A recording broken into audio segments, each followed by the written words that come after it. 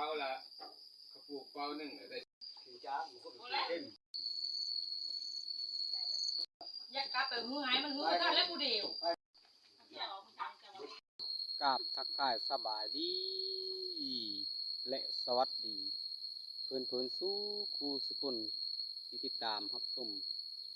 สองสัญญาณลุกมานาในขณะนี้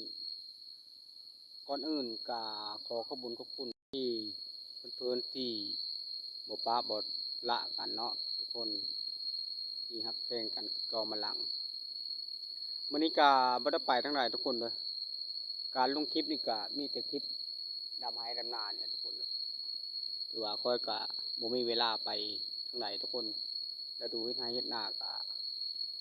อาจจะได้สายวิดีโอแบบพื้นบ้านทุกคนเลยแบบว่าถ่ายตามตรงไห้ตรงนาคือเก่าทุกคนเลยย้อนว่าฤดูของการที่นายเฮ็ดนากะเพื่อกับบ่มีเวลาสิไปทางอื่นยังเก็บภาพบรรยากาศตามตรงไห้ตรงนาก่อนทุกคนเลยอย่าปะอย่าละกันทุกคน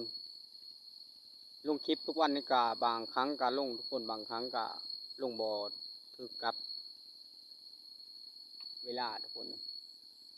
ไพ่ดับทุกคนไพ่ดับสัญญาณเน็ตบ่มีก็เลยบ่ได้เข้าถึงเพื่อนๆที่ติดตามไพ่ดับสัญญาณเน็ตบ่มีก็เลยได้เข้าสุ่มเพื่อนๆกับบางช่วงบางเวลาเอาไว้แล้วกะพาทุกคนไปติดตามรับชมเขาเจ้าดำหน้าสามัคคีทุกคนเลยสามัคคีเขาเจ้ามากะมาเลขงานกับแม่นเนาะมาเอาเงินกับแม่นทุกคนเลยวันละประมาณ200 กว่าบาททุกคนตีเงินลาวกะประมาณ170,000ทุกคนเอาอะไรก็ไปทุกคน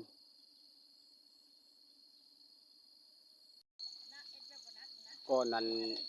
ที่จะไปเมืองเขาเจ้าดำหน้ากับคนกาก่อนทุกคนเลยคนกาไปใช้รถไถก่อนทุกคน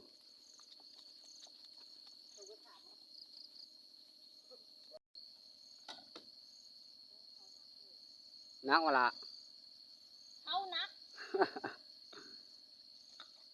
นักทุกคนเลยกระไรกิโลกระล่ามเติบทุกคนเนี่ยนี่แหละชีวิตของสองไม้ชาวนา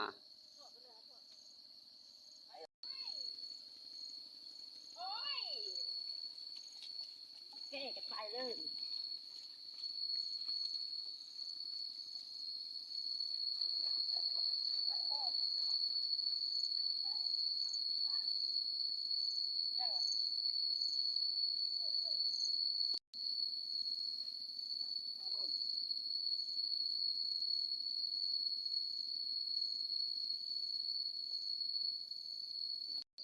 หลังจากคนกาใส่รถไถแล้วก็พาทุกคนไปเมืองเขาเจ้าดำหน้าก่อนทุกคนเลยถือว่าคนแต่จุดนี้ก็ไปจุดนั้นทุกคนไปจุดที่เขาเจ้ากำลังดำฮันถือว่าน้อยคนหลายคนสำหรับก็พาทุกคนไปรับชมกันทุกคนเอาไปกันทุกคน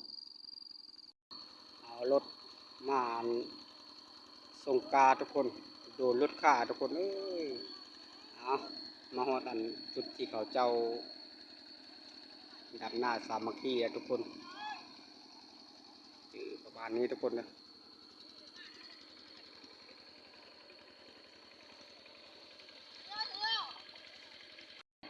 เอาตรงนี้กาก็กาลงมากลางหน้าทุกคนเขาเจ้าดำหน้าทุกคนผู้สาวทุกคนเลยสาวมาจากบูรพาบ้านตะลงมาดำหน้าที่บ้านนาผักแก้วคือว่าไกลกะประมาณ5-6 โลทุกคนสาวที่สวยทุกคนถือว่าผู้สาวดำหน้าเขาไหวทุกคนเลย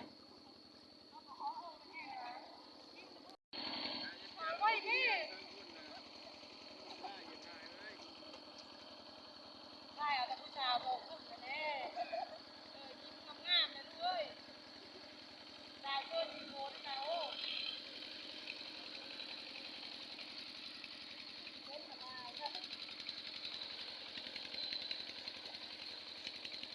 สาวบ้านตะลองทุกค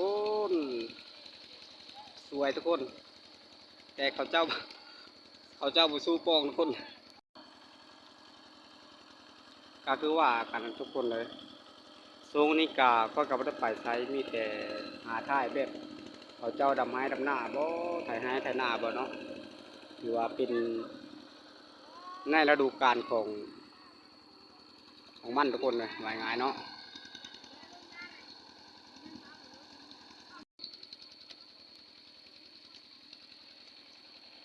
ทำไว้ไหมเที่ยวก็ ไว้ได้เห็นได้สิไว้มาดำหน้าพี่น้องเอ้ยดำหน้าที่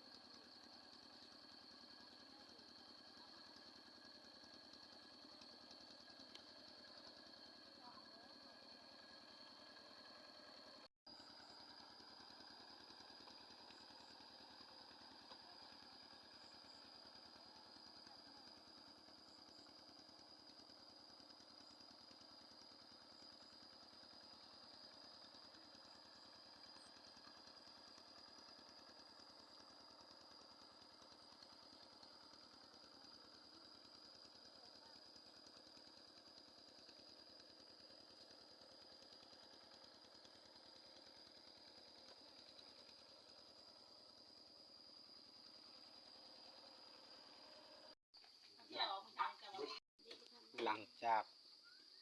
เบิ่งเขาเจ้าดำไห้ดำหน้าแล้วก็ขึ้นมาเดี๋ยวนี้กับประมาณ10 โมงปลายทุกคนมาแต่งอาหารทาเขาเจ้าถือว่าเมนูมันนี่ก็หวายทุกคน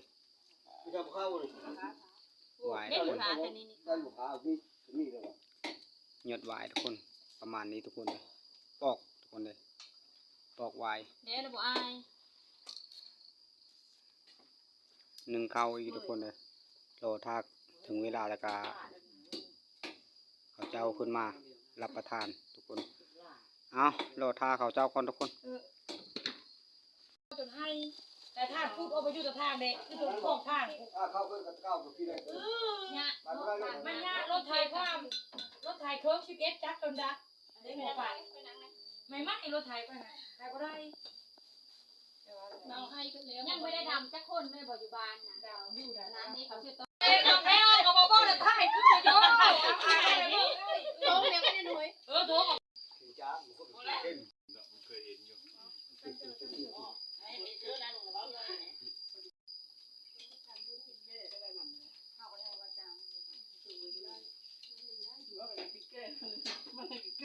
คือมาเราเพิ่นกินมะม่วงคือเพิ่นกินมะม่วงแห้งซึ่ง จักปีว่าเดียวฮะอยู่มุ้งคนลาบซื้อของในเงี้ยมาซื้อชีน้ำบ่มีไก่ได้แต่ไก่ตัวไก่เจ้าของมันไม่ออกไปเลยจริงเหรอ ก็นี่จะซื้อโอ้บอกแค่ดูกันได้เลย